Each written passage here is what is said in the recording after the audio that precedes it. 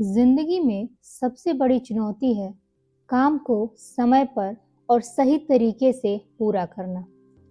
Time management की इस किताब के अध्याय 21 से 25 हमें यही सिखाते हैं कि सफलता सिर्फ मेहनत से नहीं बल्कि सही रणनीति और अनुशासन से मिलती है। ये अध्याय बताते हैं कि कैसे हम अपनी प्राथमिकताओं को तय करें, फोकस बनाए रखें और हर पल का इस्तेमाल अपने लक्ष्य की ओर करें। अगर आप इन सीखों को अपनाते हैं तो यकीन मानिए काम का बोझ भी हल्का लगेगा और सपनों तक पहुंचने का रास्ता भी आसान होगा। नमस्कार, स्वागत है आपका द रीडिंग नूक पर। डॉक्टर सुधीर दीक्षित द्वारा लिखित पुस्तक टाइम मैनेजमेंट, जिसमें हम समय को बेहतर ढंग से उपयोग करने के सिद्धांतों के बारे में जानेंगे। पिछले खंड 2 में हमने जाना कि 16वां निश्चित समय पर काम करें, 17वां समय की बर्बादी के गुरुत्वाकर्षण नियम को जानें, 18वां न्यूटन के गति के पहले नियम का लाभ लें, 19 क्या महत्वपूर्ण नहीं है आपने कितने समय काम किया, महत्वपूर्ण तो परिणाम है, 20वां तय करें कि कौन सा काम कब करना है। आइए अब हम आगे 30 सिद्धांतों में से 5 और सिद्धांत के बारे में जानेंगे, जिसके वजह से हम विस्तृत रूप से इस सारांश को बेहतर ढंग से समझ पाएंगे। अब हम जानते हैं समय के सर्वश्रेष्ठ 30 सिद्धांत में से प्रमुख 5 सिद्धांत। 21 सुबह जल्दी उठे। हेनरी वार्ड बीचर का मानना था कि सुबह का पहला घंटा पूरे दिन की दिशा तय करता है। जो जल्दी सोता है, जल्दी उठता है, उसके पास स्वास्थ्य, पैसा और बुद्धि रहती है। इस कहावत को आज के युग में जितना नजरअंदाज किया गया है, उतना किसी दूसरी कहावत को नहीं किया गया है। लेखक कहते हैं कि यह बात मैं अनुभव से जानता हूँ कि कभी मैं भी रात को 2-3 बजे सोकर सुबह 8 बजे उठता था, और अगर आप आधी रात के बाद सोते हैं तो आप भी मेरी ही श्रेणी में आते हैं। टाइम मैनेजमेंट की इस दृष्टि से यह बिल्कुल ही गलत है, क्योंकि सुबह देर से उठने पर आपके पास दूसरे कामों के लिए तो समय होता है, अपने लिए समय नहीं रहता है। एक बात जान ले, समय के सर्वश्रेष्ठ उपयोग में सबसे बड़ी दिक्कत दूसरों के तरफ से आती है और सुबह यह दिक्कत सबसे कम होती है। इसलिए सुबह के 1 घंटे में आप जितना काम कर सकते हैं उतना दोपहर के 3 घंटे में हो पाएगा। सुबह मोबाइल का टेंशन भी नहीं होता है, अखबार भी देर से आता है, बच्चे भी देर से उठते हैं, इसलिए आप पूरी एकाग्रता से काम कर सकते हैं। हमारे पूर्वजों के जीवन शैली ज्यादा स्वस्थ इसलिए थी क्योंकि वे प्रकृति के करीब थे। वह न सिर्फ प्राकृतिक वातावरण में रहते थे बल्कि प्राकृतिक वातावरण में कार्य करते थे। सुबह का वातावरण इतना पवित्र और शांत रहता था कि ऋषि मुनि ब्रह्म मुहूर्त में भजन पूजन करते थे। जब भी कोई व्यक्ति श्रम करता है तो नतीजा यह होता है कि वह अपने स्वास्थ्य के प्रति बेहतर निर्णय लेता है, और जब वह सुबह देर से उठता है तो यह नतीजा होता है कि उसका हाजमा खराब हो जाता है, कब्ज की शिकायत रहती है, ताजगी और स्फूर्ति का अभाव होने लगता है और वह दिन भर उसके शरीर में आलस भरा रहता है। आइए जानते हैं अगला 1 घंटा व्यायाम करें। एडवर्ड स्कैनले कहते हैं, जो लोग सोचते हैं कि उनके पास शरीर के व्यायाम के लिए समय नहीं है, उन्हें देर सवेर बीमारी के लिए समय निकालना पड़ेगा। इंसान सोचता है कि वह अपने लिए जी रहा है, लेकिन वह जिस तरह समय खर्च करता है उसे यह लगता ही नहीं है कि वह अपने लिए जी रहा है। अक्सर वह ऐसी नौकरी करता है जिसमें उसे मजा नहीं आता है। अक्सर वह ऐसा खाना खाता है जो उसकी पत्नी या बच्चों की पसंद के हिसाब से बनता है। जब वह थक जाता है और घर लौटता है तो उसे टीवी पर भी दूसरों की पसंद के कार्यक्रम देखने पड़ते हैं। यानी वह अपने लिए तो समय निकाल ही नहीं पा रहा है। ध्यान रखें, यदि आपने अपने शरीर का ध्यान रखने के लिए समय नहीं निकाला तो आपका बाकी समय और जीवन भी खतरे में पड़ जाएगा। इसलिए इस सिद्धांत को इस समय पुस्तक में शामिल किया गया है। आप सोच रहे होंगे कि समय बचाने वाले पुस्तक में समय खर्च करने की सलाह क्यों दी जा रही है। इसलिए क्योंकि इस 1 घंटे का असर आपके बाकी 23 घंटे पर पड़ेगा। व्यायाम तो एक निवेश है जिसका आपको सभी प्रबंधन के संदर्भ में कई गुना फल मिलेगा। इस 1 घंटे में आपको अपने शरीर की देखभाल करनी है, टहलना है, व्यायाम करना है, योगा क्लास या जिम जाना है, अपने शरीर की मालिश करनी है या शरीर पर ध्यान देना है। समय प्रबंधन के क्षेत्र में व्यायाम के कई लाभ हैं। एक तो इससे आपका स्वास्थ्य अच्छा रहता है, जिससे बीमारी के कारण आपका कीमती समय नष्ट नहीं होता। दूसरा, इससे आपके शरीर के साथ साथ दिमाग भी फुर्त और चुस्त बना रहता है।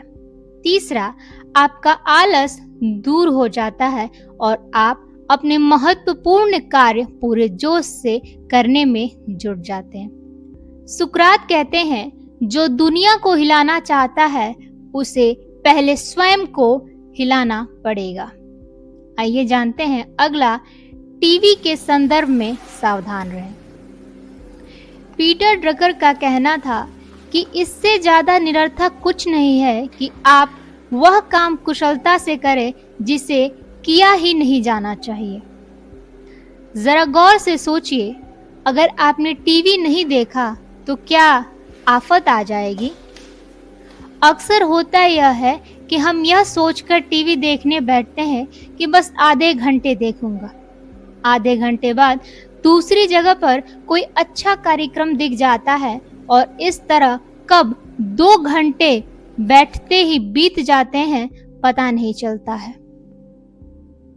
इस चक्कर में आपके बहुत से जरूरी काम अधूरे रह जाते हैं।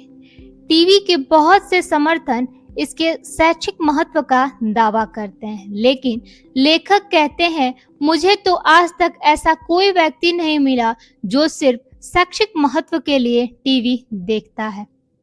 अगर शिक्षा ही ग्रहण करनी है तो टीवी से बेहतर विकल्प मौजूद है। पुस्तक पढ़ें या इंटरनेट से जानकारी लें। वैसे यदि आप टीवी पर केवल ज्ञानवर्धक कार्यक्रम ही देखते हैं तो यह अध्याय आपके लिए नहीं है। महत्वपूर्ण सिद्धांत यह है कि अपने काम से काम रखें और दीगर बातों को नजरअंदाज कर दें।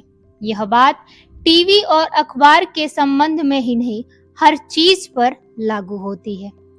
ब्रायन ट्रेसी का मानना था कि आपका टीवी उत्कृष्ट सेवक है लेकिन भयंकर मालिक है। अब चुनाव आपका है। आइए अगला जानते हैं, मोबाइल का न्यूनतम उपयोग करें।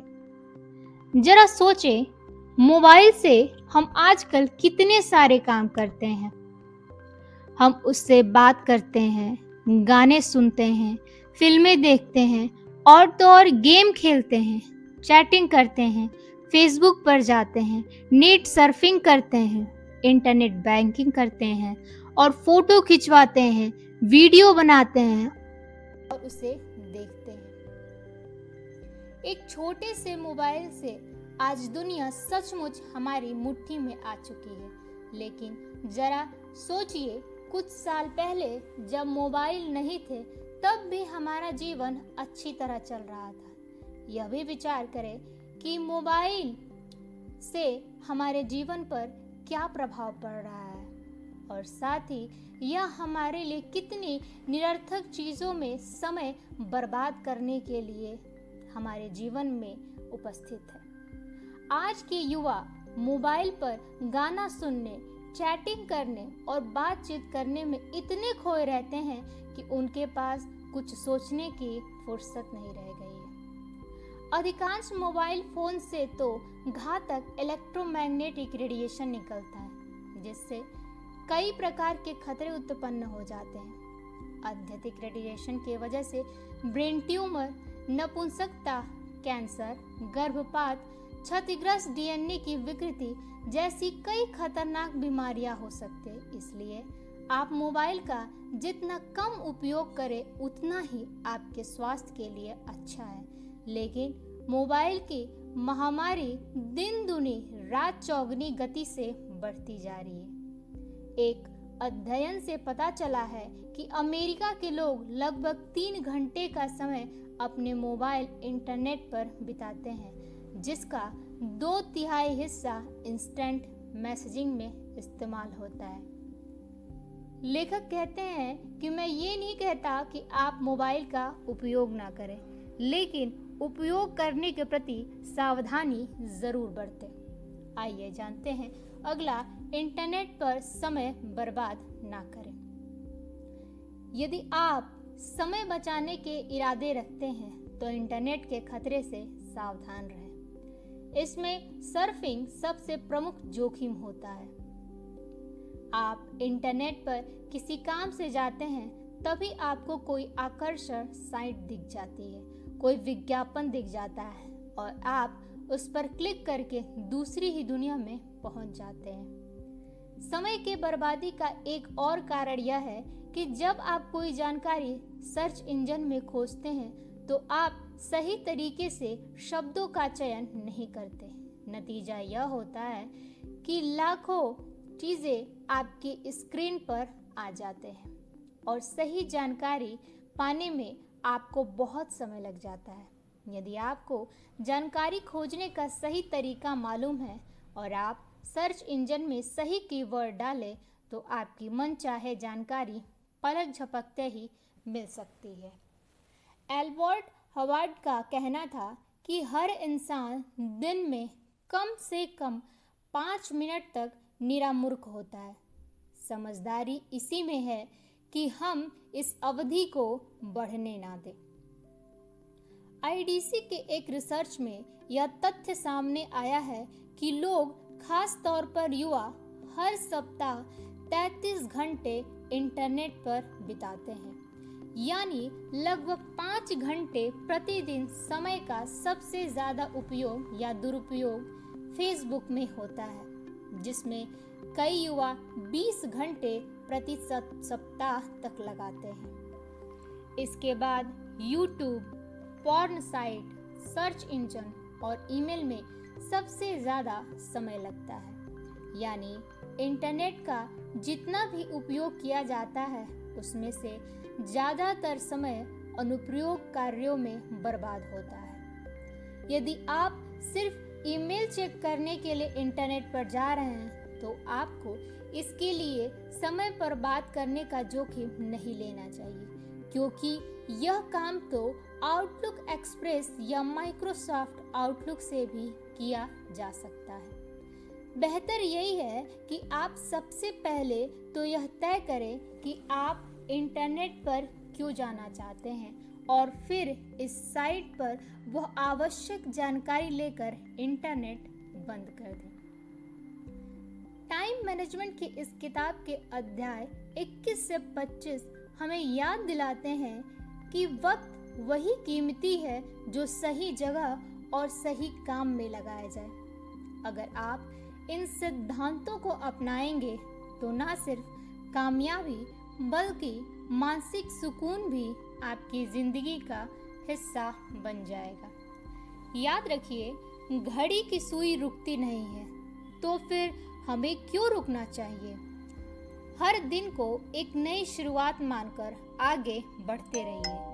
अगर आपको ये वीडियो पसंद आया हो तो लाइक, शेयर और सब्सक्राइब करना मत भूलिएगा, क्योंकि आने वाले चैप्टर्स में हम और भी दमदार राज खोलने वाले हैं। द रीडिंग नूक, जहां किताबें बोलती हैं और जिंदगी बदलती है।